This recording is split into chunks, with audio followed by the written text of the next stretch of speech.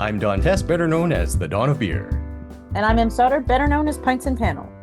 Welcome to episode 50 of the All About Beer podcast. Every 2 weeks, we talk with leading experts and take a deep dive into one topic in beer. This week on the show, we're going to talk about hopping techniques. But first, please visit allaboutbeer.com and follow us on social media at allaboutbeer. And if you're feeling generous, please visit patreon.com/allaboutbeer to support this show and others. So, Em, do you like hoppy beers? Is the Pope Catholic? Yes, of course I love hoppy beers. Yeah, they're kind of, I heard they're popular.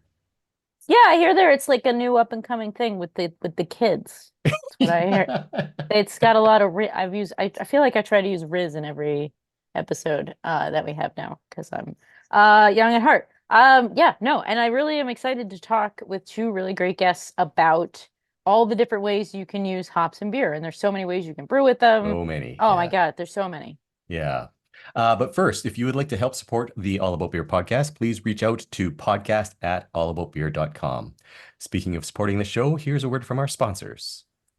Welcome to Estrella Galicia, where brewing excellence has been a family tradition since 1906.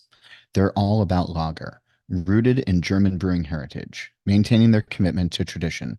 They brew exclusively in their original brewery in La Coruña, Spain. Each beer boasts its own distinctive recipe. No shortcuts, no compromises. They shun high-gravity tricks and avoid additives, even in their alcohol-free beers, and stick firmly to traditional methods. Their passion for beer sets them apart as they embrace and celebrate the art of brewing. At Estrella Galicia, they love beer above all things.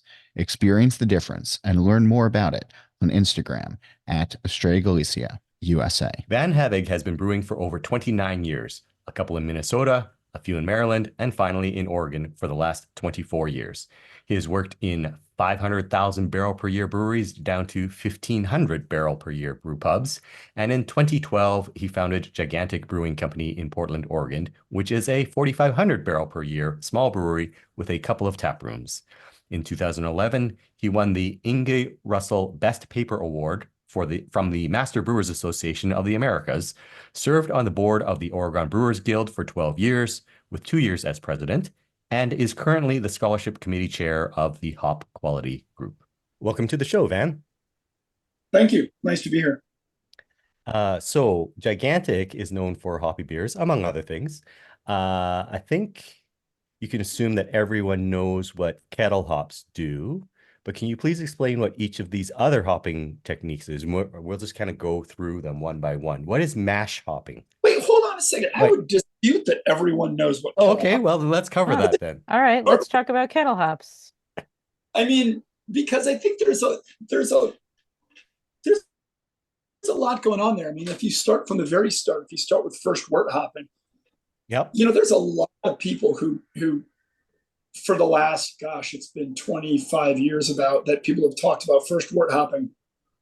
And, this idea that if you put hops in the kettle as you're bringing it up to boil, so it's passing through certain temperature ranges, that you're somehow fixing certain aromatic compounds, and then they're more accessible in the beer, or they come out more, they're more expressive than if you just put hops in the boil, like at boil for a bitterness addition. Right. And then of course there are your later additions too. And I'm going to say that, no, I think all those things matter. I don't frankly think personally, I have never seen a good example of first wort hopping that has mattered. Okay. I think there is a lot of brewer perception issues that go on, particularly with hopping, that lead brewers to make conclusions that I don't think they can back up with real, vaguely scientific evidence. By which I mean, I've heard a lot of people over my career talk about, and you mentioned it earlier, mash hopping and first wort hopping, and it just gives such a great aroma to the beer. And it's always the same. Every time I've asked them about this, it's always been the same. They put hops in very, very early in the process in the mash, or once you run wort into the kettle. And then they make a beer that they hop the bejesus out of later on. And then they're like, see how much it worked? It was great. And then I always ask them, you make the same beer and not do that? And no one has ever done that. Mash hopping is, to me, the biggest crock of crap in the world. Tell us how you really feel. With one exception. Oh. Because what happens is you take hops and you put them in the ton and it smells great. And every brewer is like, oh my God, it smells great. I can tell I'm doing something here. What I don't think they ever do is something really basic, like, I don't know, taste the fucking wort. Because if the hops were doing a damn thing, when you tasted the wort that you had just made, it would taste hoppy. Turns out it doesn't. Oh, really? Yeah. How could that possibly be? Temperature, enzymatic activity, pH, a lot of things going on there, right? Okay. Also, how how flavor compounds are extracted within a much thicker or thinner liquid than a mash tun. Also, full disclosure, we do very thick mashes here when we float mashes. I'm willing to believe if you're doing a very, very thin, exceedingly thin German style mash, you might have a different result. Okay. But please remember also, you're talking about temperatures in the 150s. It's not that hot, right? And there's a lot else going on there. We literally did a series of experiments about 10 years ago where we took, we typically triple our beers, meaning we fill the kettle 3 times to fill the fermenter once. Yep. And we separated out those 3 wort streams, one with a heavy mash hopping, one with first wort hopping, and one just made like responsible brewers do. And then went on to go ahead and treat that beer like you would treat beers that you're interested in hop flavoring. So in other words, good solid late kettle hopping editions and whirlpool editions and so on and so forth. Went through and did taste tests with lots of professional brewers, sent them to lab, you name it, ran the statistics. No significant difference. Statistically significant, none. You cannot put a 10% confidence interval on that and say, point to something and say, see, this did something with either of those methods. Okay. First or mash hopping. I am going to say that I think it is quite clear from the work that Omega Yeast has done with their CRISPR generated thiolized yeast strains. There's something else going on there. Okay. That they're mash hopping and therefore getting certain sulfur compounds from hops into the liquid, and that's a temperature time thing, I believe. I don't know. Okay. I believe that then results in compounds in the beer, which notice you wouldn't taste In the wort.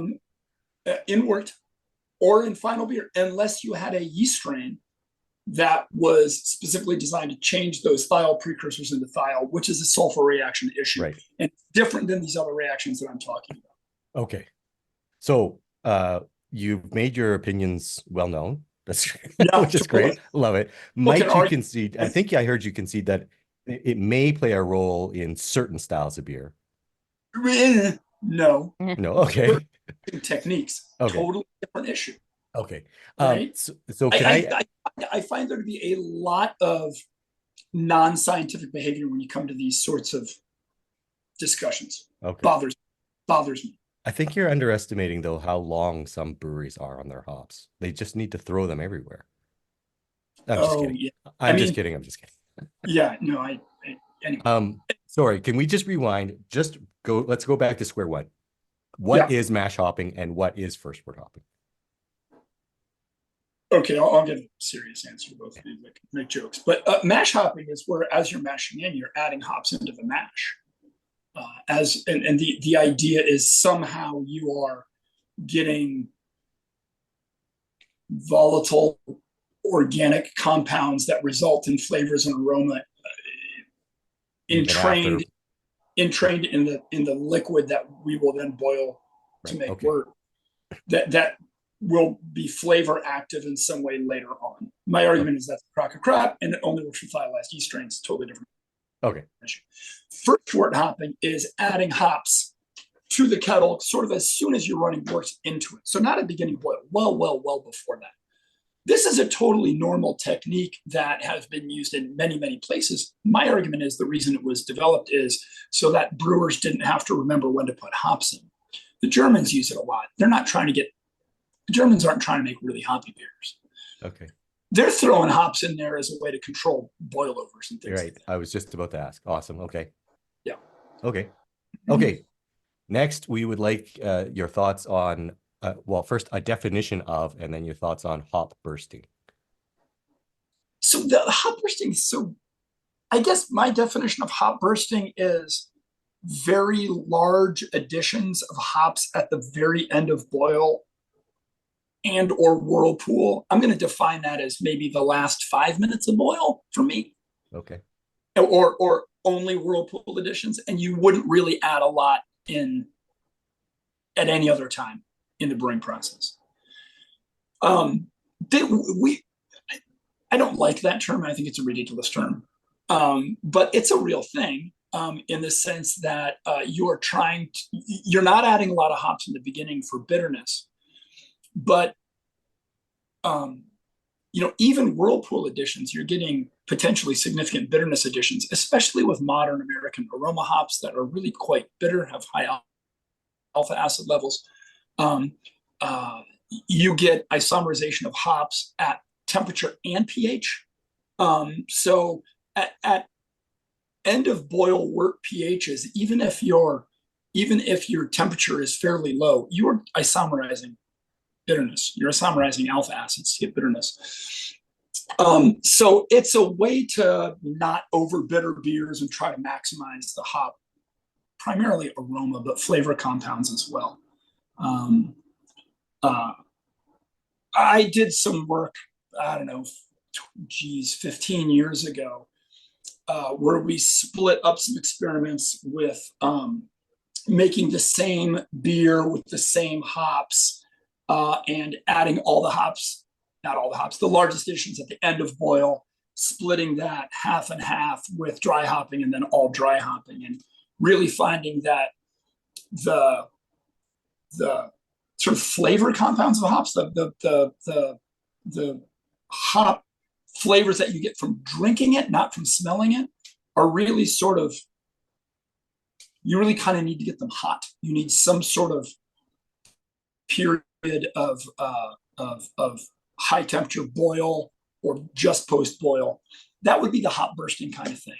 You're going to get some good aroma from that, but you're going to sort of develop some of that deep flavor that you really get in your mouth. That to me is what hop bursting is. A lot of breweries done it. Breweries have done it since before anybody really talked about it, I think. I've got buddies at a big, well-known breweries in the Midwest who have been kind of brewing this way since, oh Lord, early 2000s at least, It's a real thing. Okay. And it's a great way to get flavor and aroma in your beer. And a way to control bitterness. Can you do hop bursting in the whirlpool, or is that not possible given the way that the whirlpool as far as I'm concerned, it's anytime within the last 5 minutes of boil or later. Okay. As long as it's hot. Got it. And also full disclosure, I did a paper. So this thing I'm talking about where we split the hops up, that's a paper that got published in NBAA 2008 or 9, something like that, where we were looking at when in the process you add hops and how that affects flavor and aroma perception. And the other thing that I will tell you about that is that the period of contact post-boil hot matters for how much sort of flavor and aroma you can extract from hops. When I started brewing back in the 90s as a professional brewer, everyone sort of had this belief that once you put hops in hot, kettle, whirlpool, didn't matter. You wanted to get that cooled down as quickly as possible and get the wort in the fermenter as quickly as possible. The idea was that, oh, there's all these delicate aroma compounds, and when it's hot, we're flashing them off. I think that's completely wrong. We were able to show with absolute 100%, within I believe it was like a 99% confidence interval statistically, that's not the case. That having a longer period of hot exposure in terms of hot flavor in the mouth kind of thing, that you extract more compounds. So Okay. I find that particularly interesting. That is interesting. I think most people know what dry hopping is, but maybe you could define it. And then do you think it matters with, that people make a big deal out of their marketing? It's double dry hopped or triple dry hopped or octaduple hopped or whatever that. So dry hopping to me is simply anytime you're adding hops. I'm going to go with during or post fermentation. I used to always say post, but people have started moving earlier. It's still dry hopping. Okay. If there's alcohol in the liquid, it's dry hopping. How about that for an answer? So, and then, normal, look, here's the thing about dry hopping to me is I refuse to believe that there is an optimum way to dry hop. That seems ridiculous to me. If there was an optimum way to make beer, we would all make the same beer.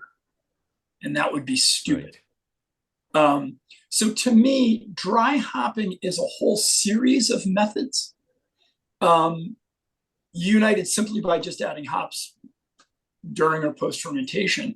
And how a brewery does that, I think, is very important in terms of how their beer tastes. And to me, I believe that breweries should keep their processes consistent across beers to generate Hausgeschmack, house flavor, like a concept that that really tastes like gigantic beer. That really tastes like Breakside beer. That really tastes like Harpoon beer, whatever, Sierra Nevada, whatever, right? I think that's personally important. I'm sure there's a lot of people who disagree with me, and that's fine. But you mentioned the double dry hop, triple dry hop. Does that matter? Sure. It really matters when you add hops in that during or post fermentation period. That matters quite a bit in terms of the flavors you're extracting. So it's entirely possible that you could actually dry hop twice with the exact same hop and kind of broaden the flavors and aromas, particularly the aromas that you're getting out of that, just because of the activity of yeast and how much is in suspension as you're exposing the now beer to hops. Tom Nielsen, one of my favorite quotes in all of beer, is from Tom Nielsen from Sierra Nevada. He just left recently. Look, yeast is just a bag of enzymes. So when you think about it that way, you're like, yeah, and enzymes affect kind of everything they can affect, So they affect. That's the whole thing about dry hopping early or late or whatnot. It's yeast exposure. That's that whole. I'm blanking out on it now. Biotransformation concept. Yeast is a bag of enzymes. It's going to do things. Yeah. Are there any hopping techniques we forgot about? Is there something that breweries do that? Oh man, either I'm not aware of, or I'm sure there's so much stuff. Yeah, everyone loves this cool pooling technique where you would pool. Yeah, I hate the name. It just sounds so ridiculous. Fun to say. That's taking you make your wort, you're boiling it, right? And then as you transfer it into the whirlpool, you cool it down. A lot of people like to cool it down to about 165 degrees. The idea being it's less hot, so you're not flashing off some of the aromatic compounds, or you're changing what aromatic compounds you're extracting from the hops as it's still quite warm. No one wants to stick their hand in a 165-degree liquid. But the idea being adjusting sort of, again, what aromatic compounds you're extracting from the hops. So that's a very common post-boil technique. We can talk about dip hopping, which I think you're going to try to talk to the people from Kieran about it. It's their technique, but that really is a fairly sophisticated technique post hot side pre-fermentation. Let's leave it at that. Hopefully you get to talk to them. There is, you know, a lot of people have, I don't think there's a name for this, but I don't consider dry hopping, but adding hops to the fermenter before you even run wort into it and then just fermenting on the hops. I guess it's called, I don't know what you call that. But that matters because the hops are, the cold side hops are always exposed to yeast enzymatic activity. So that changes things. I don't know. There's probably one or two others that I'm missing. Okay. There's all the advanced hop products out there now too. Yeah. Lots true. of stuff. There, yeah, I mean, there's the hop section of brewing is. I like how each raw material has its own like vast web or like net around it and all the things that you can do with them. It's very cool. This is why beer is amazing. Yeah. Well. I mean, you know, I'm here in Oregon, and Oregon State is a major player in the beer research world in the United States. And you know, we got Tom Schellhammer, and who does almost his entire lab is really just based on hop research. And we have Dr. Hayes, who just does barley breeding research. You know, they're like totally separate, completely separate areas of research. Yeah. You know, and we have John Henning, who does hop breeding, right? So Dr. Schellhammer doesn't do any kind of hop breeding or anything like that. He's just looking at, you know, he's doing experiments to figure out how to, you know, use hops best. If you listen to Schellhammer's like, never dry hop with more than 3, maybe 4 pounds tops. You're not getting anything else. I would listen to Schellhammer. I would listen to Schellhammer too. He's a sage Especially gentleman. since I don't brew. Yeah. He's the guy. Yes. He is the man. He's been on this program and he is just, anytime I hear him talk, I'm like, keep talking. Yeah, he's the guy. It's great. Van, there are breweries that make a bit of a marketing deal out of their hopping equipment. I'm thinking, you know, there's a Sierra Nevada Torpedo or whatever. What exactly is that equipment and why is it necessary?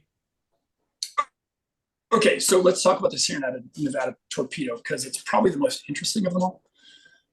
Sierra Nevada is a whole hop brewery. They don't really buy pellets. Maybe they do now, but for the most part, in their history, they don't buy pellet. They buy leaf. We're a leaf brewery too. Everything in our hot side, our brew house is all leaf, and we use pellets on the cellar side. But so the Sierra Nevada Torpedo is a way for them to kind of do dry hopping efficiently without pellets. So normally you would just open up your fermenter somehow and dump pellets in it to dry hop. Because they are a leaf brewery, they needed to figure out a nice, easy way to expose post-fermented beer to hops that are in leaf form. If you just open up a fermenter and dump leaves in there, they'll just float. They won't sink at all.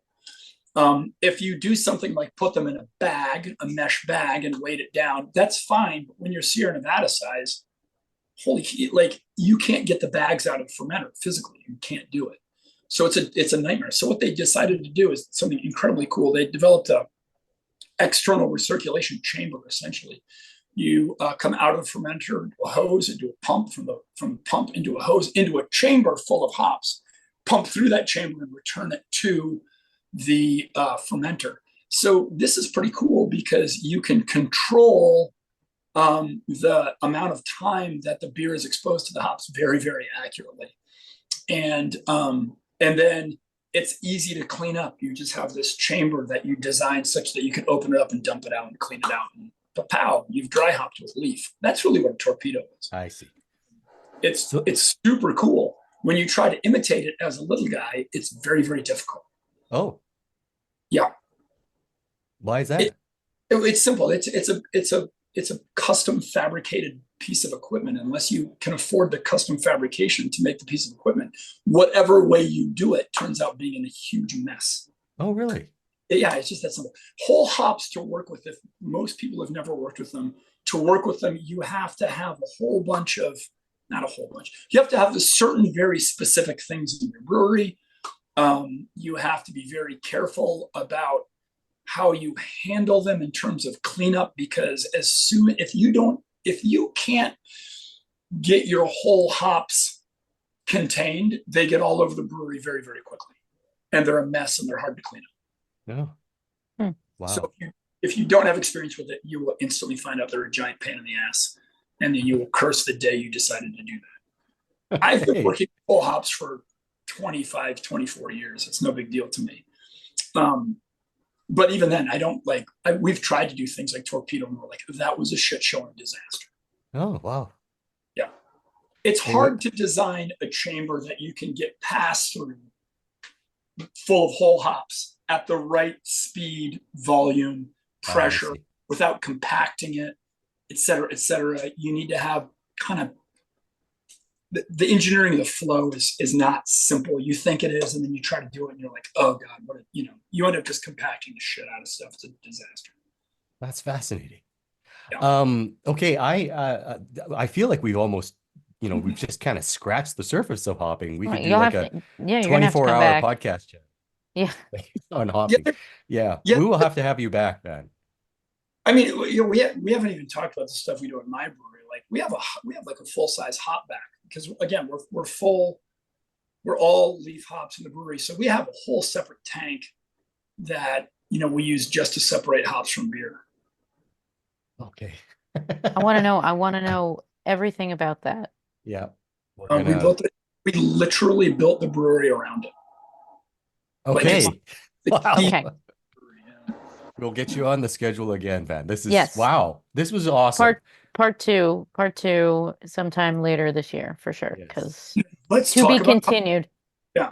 Talking about hopbacks. Yay, hopbacks. Yeah. Hey, that's put it on the calendar, 100%. Don. Yes. Talking to two nerds here, so. But before we let you go, can you please share your social media handles for everybody to find out, and then you can post a photo of your hopback on it so everybody can see it.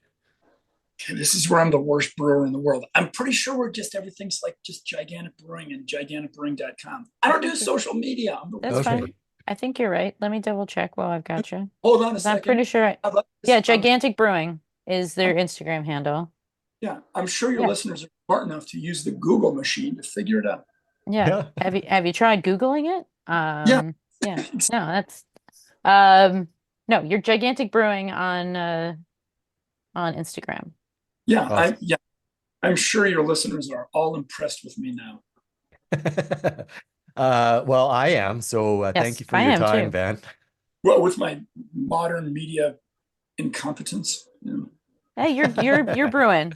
You've got your hop back. You're dealing with whole leaf hops. You have better things to work with. Yeah. So all the time. Awesome. Thank you, Van. Yeah, thanks for this. This was great. Cheers. Cheers. And we'll be right back with Mark Bjornstad of Drecker Brewing to talk about dip hopping. If you enjoyed the All About Beer podcast, please thank our sponsors. Looking for a refreshing beer without alcohol? Discover Estrella Galicia 00. It's a 0% beer that's light, crisp, and full of character. Brewed with a unique interrupted fermentation process, this golden, brilliant beer offers floral and hoppy aromas, along with aromas reminiscent of pale malts. In every sip, experience a refreshing taste with a smooth, mildly bitter finish.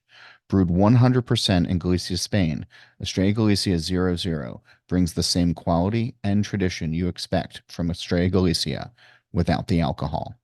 Experience the difference and learn more about it on estrellagalicia.com. Mark Bjornstad is the president and co-founder of Drecker Brewing and Brewhala. Born and raised in the Fargo-Moorhead area, Mark has a particular love and affection for the unique, old, and weird side of Fargo. It was that special love that ultimately drew Mark back to Fargo in 2010 after living outside the area for many years. Knowing there was a need and an opportunity in Fargo for something fun and exciting, Mark co-founded Drecker Brewing in 2013 along with co-founders Jesse Feigum, Darren Montplaisir, and Mason Montplaisir. Fast forward 10 years, and it's hard to tell if life is a dream or some magical alternative universe for Mark. Drecker has become a force of the unnatural and reaches around the globe. Mark now spends his days making messes, apologizing to his wife for their wild and fun little boys, and mostly being inspired by the amazing team of talented weirdos at Drucker. Welcome to the show, Mark. Hey, Don, thanks for having me. We are very pleased to have you here to talk about dip hopping, which is a very specific type of hopping technique. Can you, hopping 101, what is dip hopping? Well, that's a pretty good question. Dip hopping came up as this kind of elusive alternate hopping technique out of Japan a few years ago. And when American brewers got a hold of this idea, there was really little information known about it.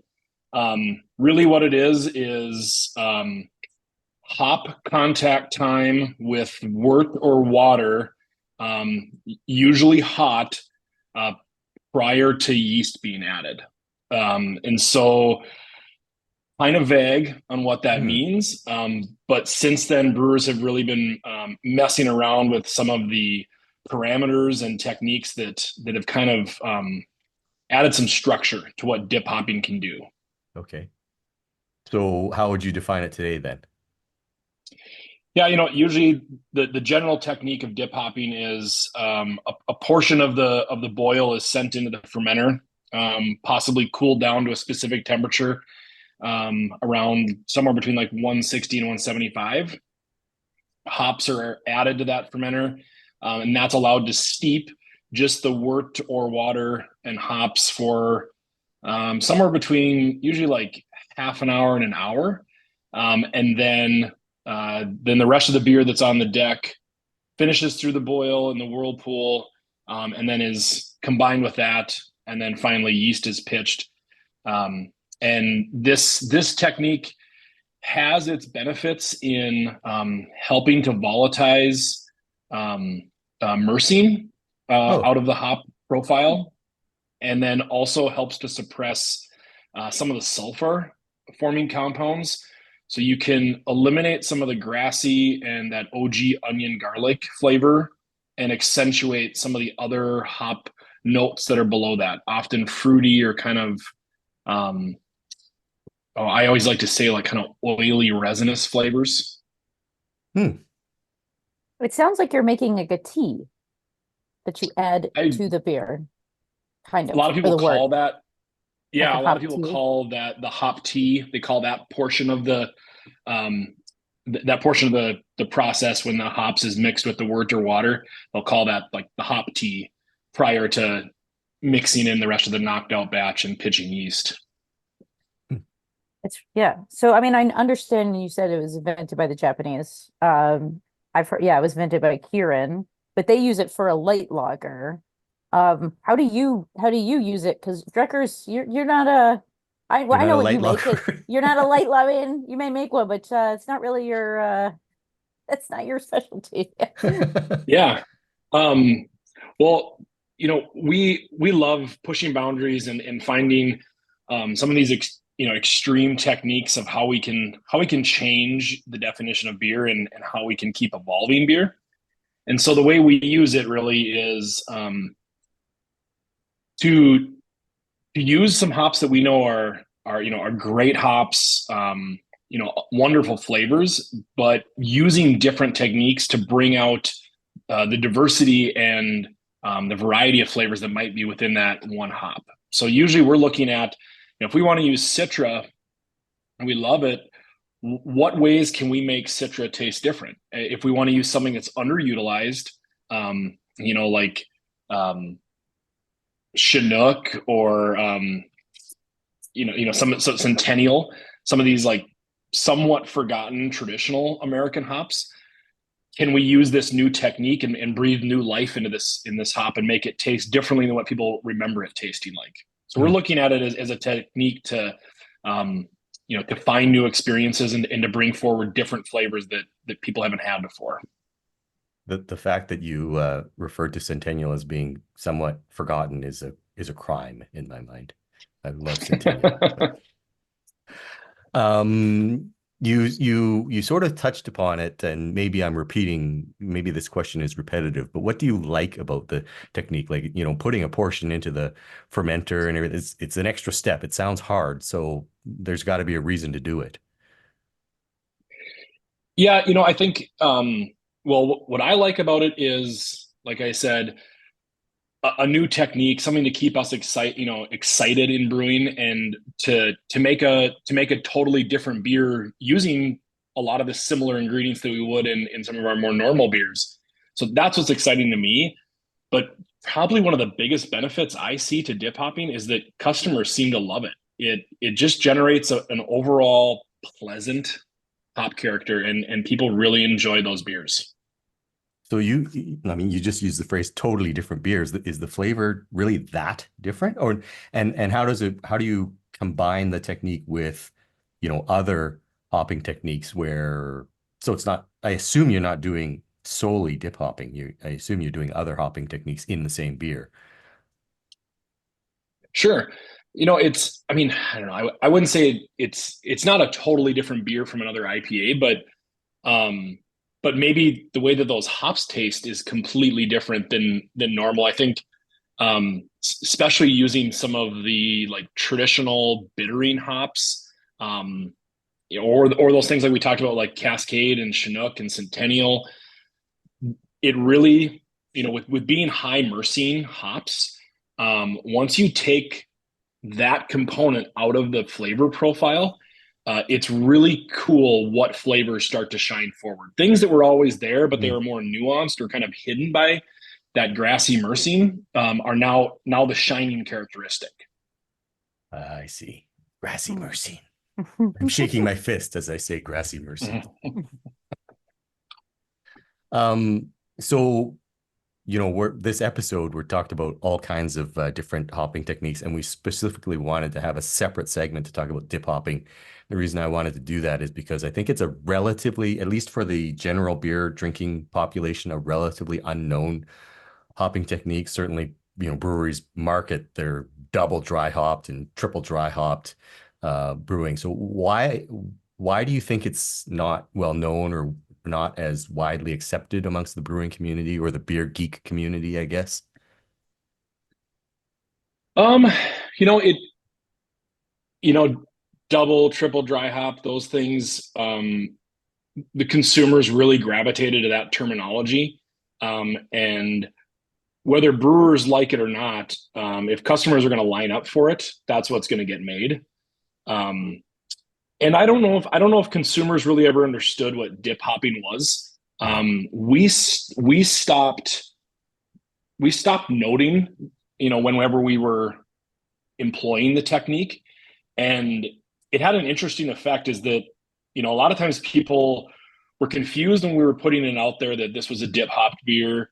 They didn't quite know what that meant, and then we stopped mentioning it. And a lot of those beers that we made, we would see kind of like a standard release from it. People would enjoy it, and then over the next couple of days, people would be coming back and be like, "Man, I burned through that case with my friends really fast. This was just a really, easy drinking, really pleasant beer." And so we kind of saw this slow burn from consumers, but I don't think consumers really understood that dip hopping is as popular as maybe they, or as they didn't think it was. Okay.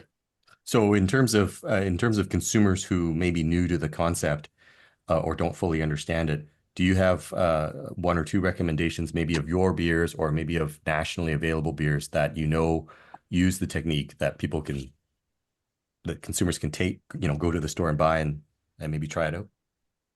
Oh, honestly, I don't know of a regularly available beer that utilizes dip hop. I mean, one of the other reasons that it's probably not that widely used, like you mentioned, is that it's difficult to do. It adds another pretty big step in there. But no, I mean, you're seeing more breweries being forward about it and announcing when they're utilizing a dip technique. And if you see that out there, go give it a shot. It really is pretty cool. Yeah, awesome. Nice. Well, on that note, then people should be drinking Drecker beer that we know you do use the techniques at least sometimes, right? Mhm. So Yep. on that note, can you please share your social media handles so that people can follow what you and Drecker are doing? Sure. Yeah, we're at Drecker Brewing on all the pages, and then dreckerbrewing.com.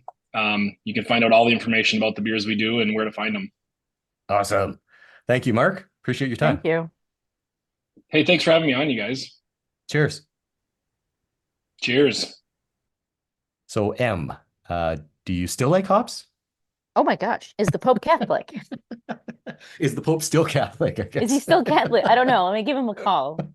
Yeah, he'll answer me. I'm not Catholic, so he won't answer my calls. But I mean, it's just a really cool. There's so many ways you can use hops, and each one is different, and each right. one can create. And then there's also, I love hot takes on what works and what doesn't.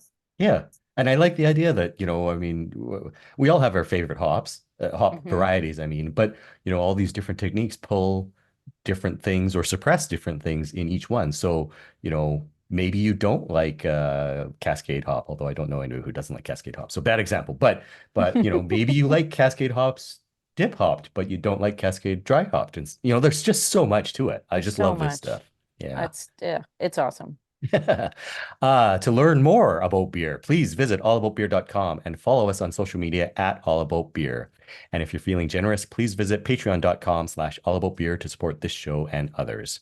If you have questions for the experts, please email us at podcast@allaboutbeer.com. That's also the email for feedback, suggestions, or to inquire about supporting this show through advertising. M, how do people reach out to you?